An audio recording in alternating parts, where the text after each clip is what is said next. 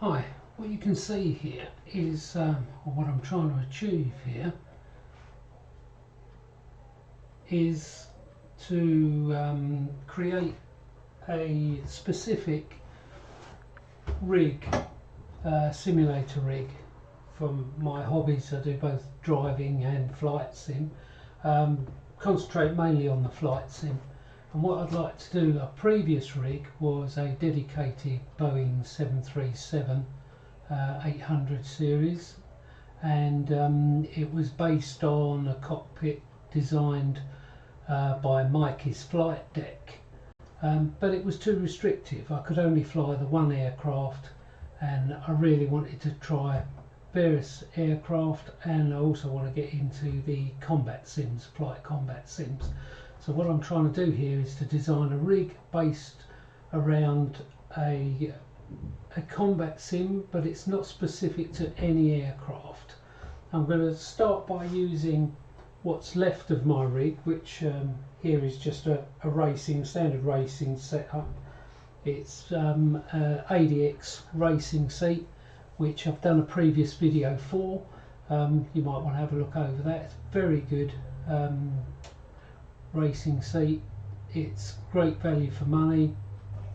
It's very well made, but as I say, now I need this to be specific to me and also non-specific to various aircraft. So I'm using these mainly for reference now, to get the right height of the chair, to get the right position from the rudder pedals to the back of the chair. So what I'm going to do now is I've sketched up a little drawing and a few parts list to cut out, and I've cut some parts just for the base, and I'm going to set it up around this current setup now to see how it looks and to get an adjustment for the height. So let's bring in some parts and we'll have a look at what we've got there. Right, look, two bits here. What I'm doing here, these two bits are approximately just over 1400, probably 1600 mil long. I'm making it all out of this CLS Timber. You can make it out of some really nice aluminium extrusions and things like that, but it's very expensive. This is very cheap, and it's quite reasonable stuff. I've rounded the ends just to give it a little bit of a fancy design, so it doesn't look like just a piece of old timber. These are just under 1600 long. My whole racing seat setup, or the simulator setup, is actually 1400 mil long, but because I've done the curved edges, I've given it a little bit longer there. So we'll just set these around the seat and see how it looks from there.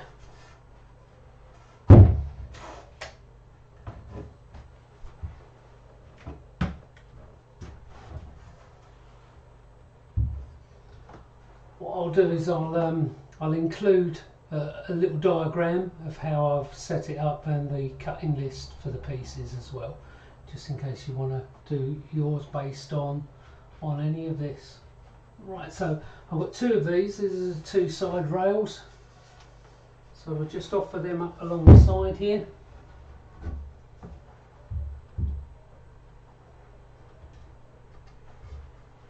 These are 600 mil cross rails, and there's 4 of those.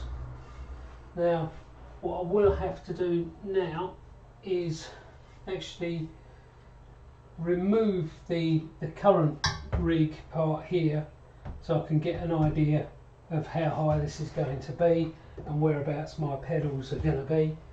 What I can do is mark on the long timbers here roughly where the centre of the pedals are, or where the pedal bar comes and where the seat comes, so I can try and line it up when I put in the new timbers.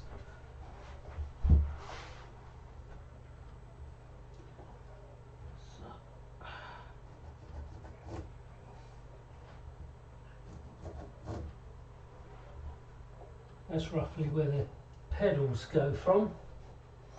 Obviously there's an angle there. Now the seat I've got sitting here to here.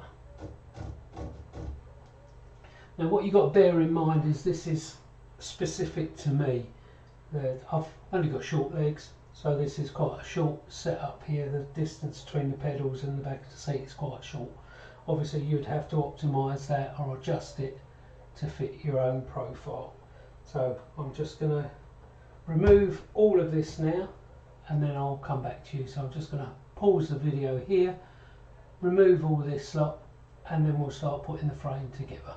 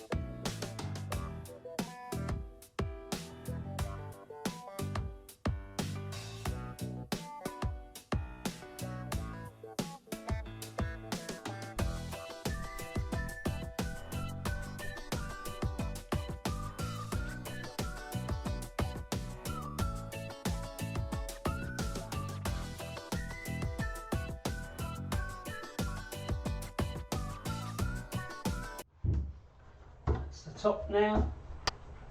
So now we need to raise the seat to my level, which I measured prior with the other sim rig that was here. I measured that, so I've got the height of roughly where I need my seat. So in order to raise the seat, I'm going to use some little cross members here. These are approximately 500mm long. They're going to span across here like that to raise the seat to the desired level. Now my seat, I don't actually use a gaming racing seat. This is actually a nice leather seat from, I believe it was a Ford Mondeo gear. So it's a nice leather seat. It's got electric motors to make it fully adjustable as well. It's very comfortable. So that's the one I'm going for. That's my choice. Now, because you need to set your members, your cross members, in line with any physical equipment you've got, because you can adjust your rig, your frame, but you can't adjust your hardware. So I'm going to have a look at the distance between the rails on this chair, so we can set these pieces to line up with the rails on the seat. This is the seat here. Let me just measure those rails.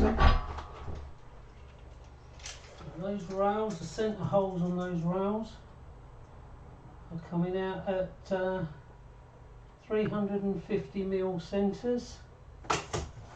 So obviously the centre of these timbers here has to be 350mm, but they also have to be centred on the frame itself. So let's find the centre of the frame here. Centre of the frame, we've got 680 to the outside, it's 600 on the inside there, 600, so our centre is 300 there. So centre there, bit there as well, so we get it parallel. Now, yeah, we want to set these now so that they were 350 on.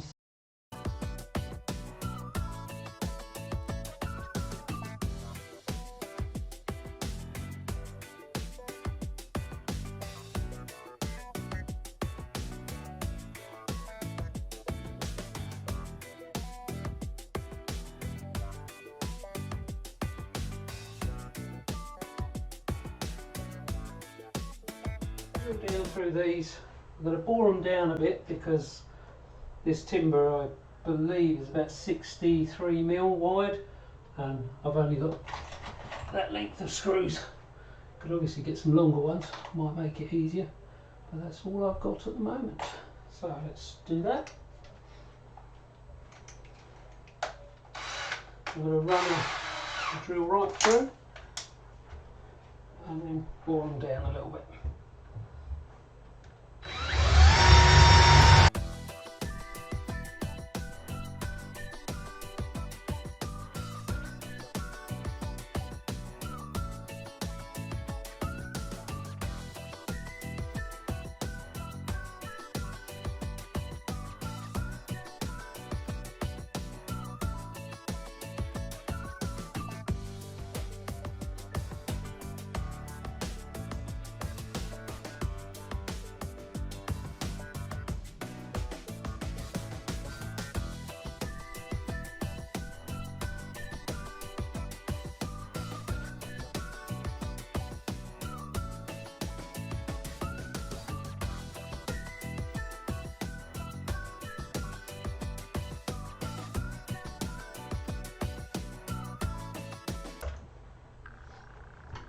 Our seat should sit neatly on there, and then I'll be able to adjust the height of the rudder pedals, get a feel for them.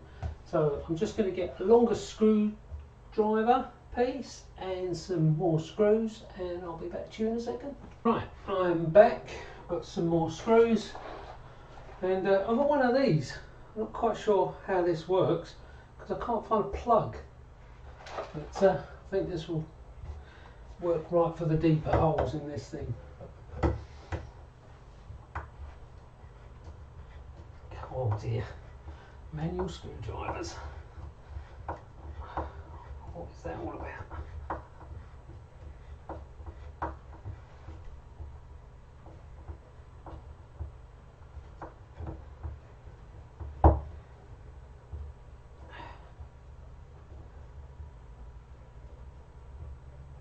Is that one?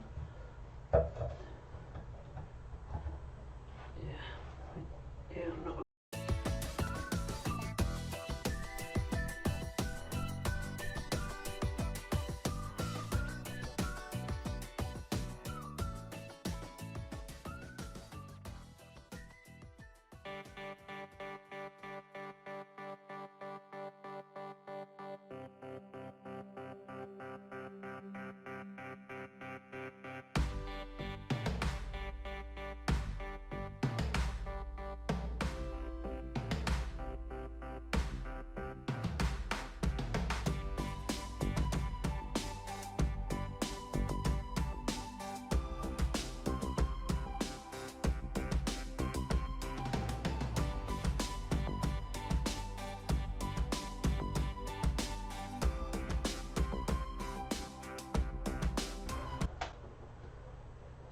Just hold that there temporarily so we can get our position right. So, see what this looks like so far. Oh, that's nice and comfortable. So, you can see this here. This is my position. So my pedals need to be here. I apologise for the state of the crocks. Just kick them off out of view. You don't want to see them. The feet ain't that much better, but right. So.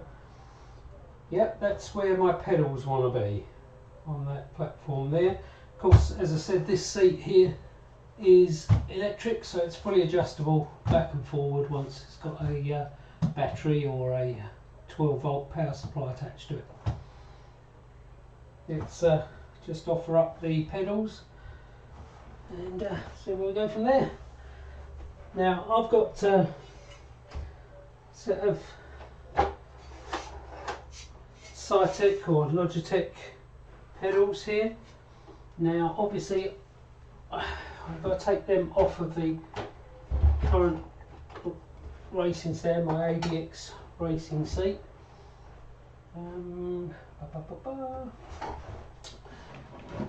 Flat screwdriver. So yeah, we take that off of there. What I'm going to need is some adjustable platform, so that I can raise the pedals to the right angle. I'll just take that off of there for now.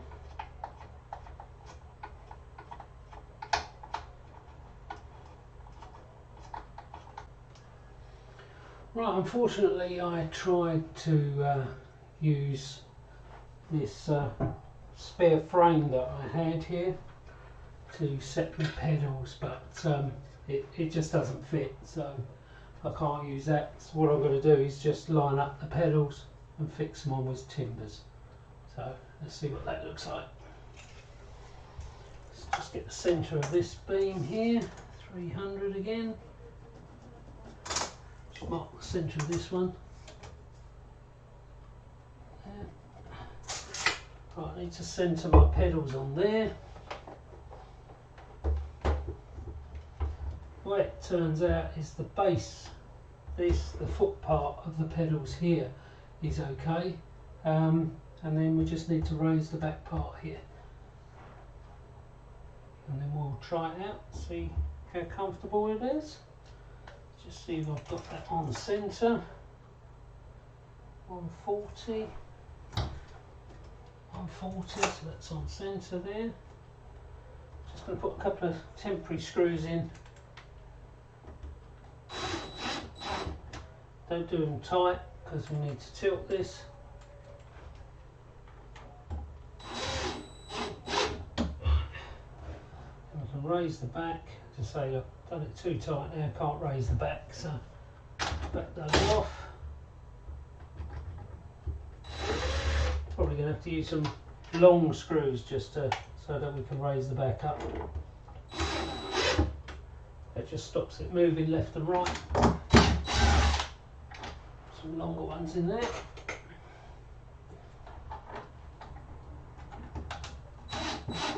While we tilt the back, because that back needs to come up about the width of this CLS timber. Actually, so let's bring that up there. So I just pop that there now temporarily, and then I can check the position on these. Just check that position.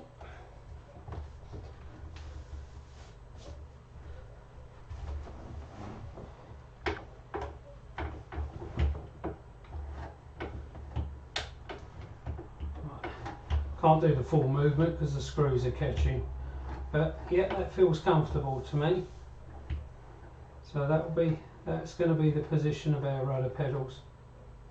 There. Oh, right, well, I'm back from cutting some timber out there.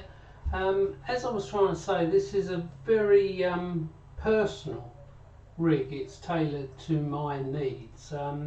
And during the break there, I was just having a rethink of how I was going to mount the 22-inch touch screen.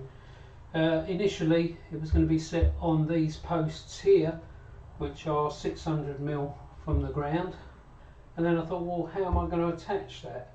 So this design is very fluid, so what I've decided to do is to extend these posts up. I've cut new posts to the height of the top of the monitor. So I've got some new parts here that I've just sawn up. So I'm going to replace these 600s here with two 900s here. So just do that right now.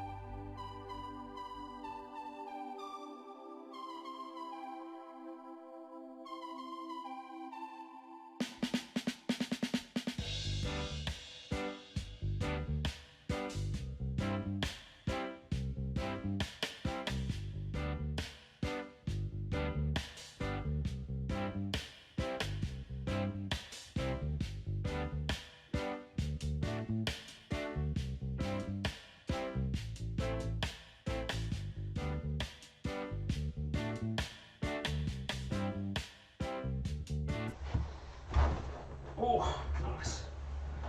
So, yeah, feet reach the pedals, the seat's at a nice comfortable height. Touch screen will go here from the cockpit, and then the main screen will just sit on the top here and comes about here. It's slightly higher than, sorry, right there again, it's slightly higher than I would have liked. I wanted to keep the middle of the 49-inch curved level with my eye level, but then that would mean this would have to drop down and then it'd be too tight on the knees, so that's not going to be possible. But I think that's going to be quite good here. It's curves round like this, so gives me a nice field of view. I'm happy so far. Yeah, as I say, as soon as the 49-inch curve turns up, and then I can get the measurements to build the other support at the back here, then I can drop in these spacers in there to lock the legs in, and then we should be there. So as soon as that arrives, I'll come back to you.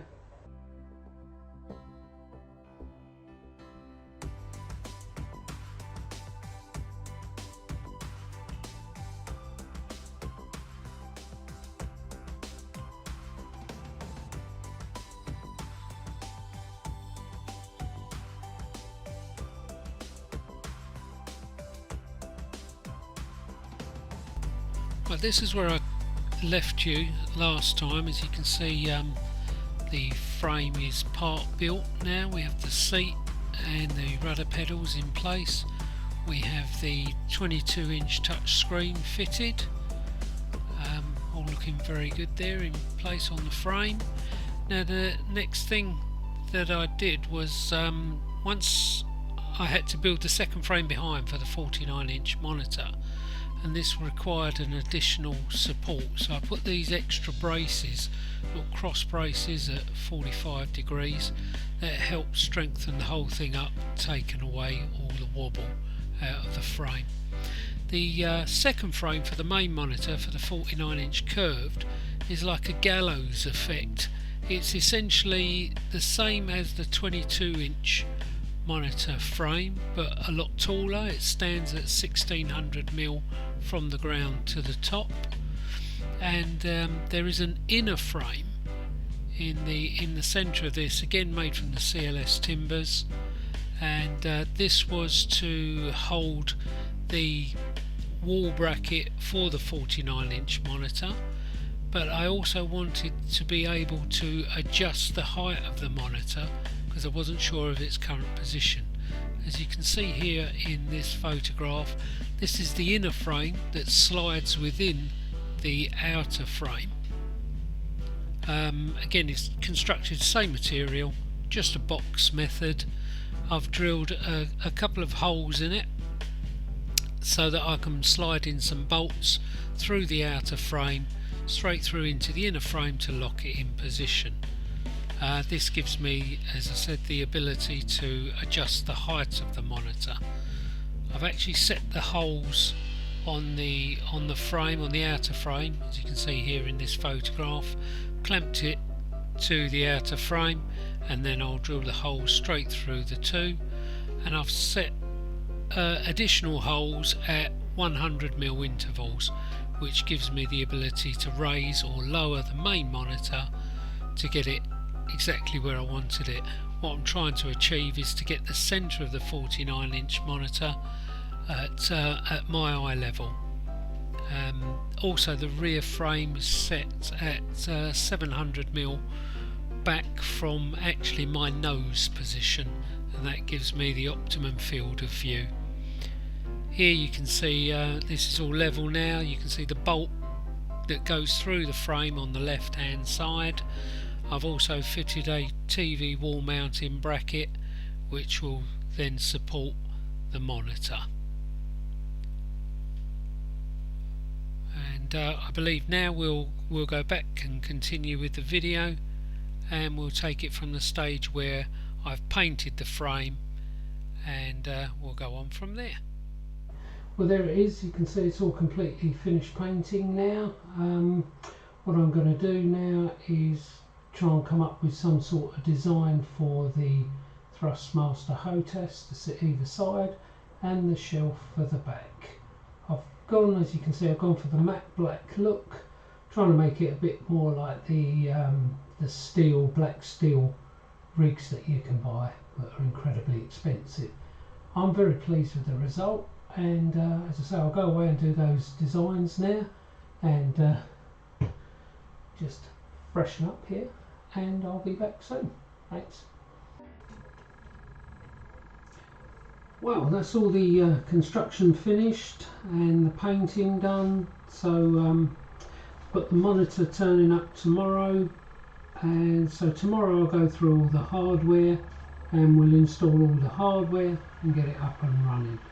And so I'm very pleased with the finish. Obviously more professional people out there would have taken the whole rig apart, sanded it down, primered it and painted it, but I've just gone straight ahead and painted it in situ, just slapped on some cheap black matte paint, but I'm very pleased with the way it's worked out. I've got the heights for the joystick and the throttle controls set for my personal use anyway, but as I say, if you do build your own one, you can use my drawings as a reference, but you'll have to adapt the sizes and the heights etc. to fit yourself.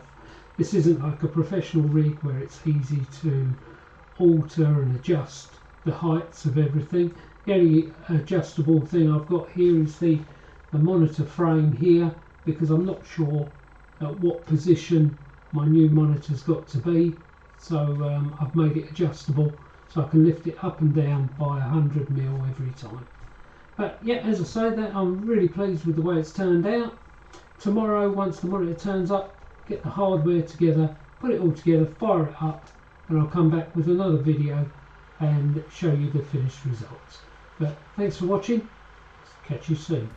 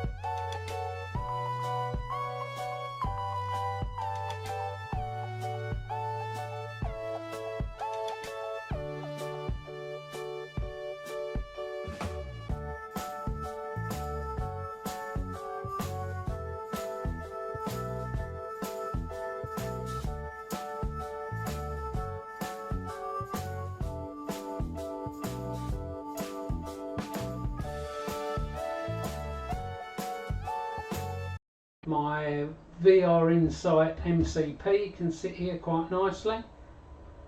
So there's a few bits of tweaking to do, but what I'm going to do is just fire this up, show you it running, and then I will edit this video and include descriptions and a plan and that in the description box on YouTube. So let's just take a look at this, and then I'll end the video here and hopefully go and sort out the editing. But I love this screen. Look at it. Samsung 49-inch curved Ultra HD screen. Fits nicely up there. And this is my 22-inch touch screen. There's a lot of tweaking to do, where to move the control panels, etc. But just look at that. That is immense.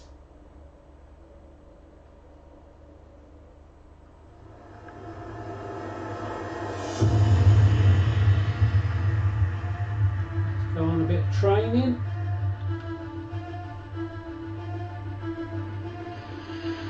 Let's put the old player up here.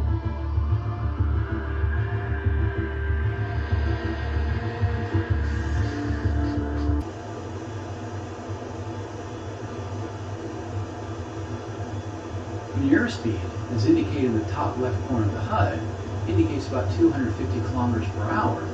Gently pull back on the controller and allow the aircraft to fly itself off the runway. Don't yank the controller back to force the aircraft into the air. As mentioned before, your airspeed in kilometers per hour is indicated in the top left corner of the HUD. In the top right hand corner of the HUD is your altitude in meters. Between the altitude and speed indications is your heading table. With positive climb established, raise the landing gear by pressing G. In the center of the HUD is the pitch and roll indication. Along the right side of the HUD is your pitch ladder and vertical velocity indication. Go ahead and raise the flaps by pressing left control and F. This concludes this lesson, starting up the SU-25T, taxiing, and taking off. You can end the lesson now by pressing F.